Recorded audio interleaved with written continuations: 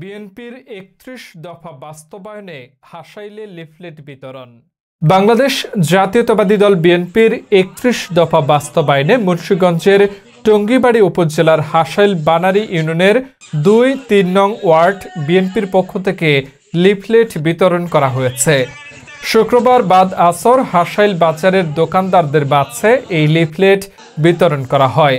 এ সময় উপস্থিত ছিলেন টঙ্গীবাড়ি উপজেলা বিএনপির সদস্য ও হাসাইল বানারী ইউনিয়ন বিএনপির যুগ্ম সাধারণ সম্পাদক দুলাল গাজী, উপজেলা বিএনপির সদস্য কাদির ব্যাপারী, ২ নং ওয়ার্ড বিএনপির সভাপতি বাদশু মিয়া খান, সাধারণ সম্পাদক জাকির হোসেন খান, ৩ নং ওয়ার্ড বিএনপির সভাপতি ফারুক মৃধা, যুগ্ম সাধারণ সম্পাদক আবুল হোসেন, সিনিয়র সহসভাপতি সৈয়দ আহমেদ, ইউনিয়ন কৃষক দলের সিনিয়র সহসভাপতি শামসুদ্দিন মুন্সি, যুবদল নেতা জাহাঙ্গীর হোসেন, ছাত্রদল নেতা তুহিন গাজী সহ ইউনিয়ন ও ওয়ার্ড বিএনপি ও অন্যান্য সহযোগী সংগঠনের নেতাকর্মীবৃন্দ।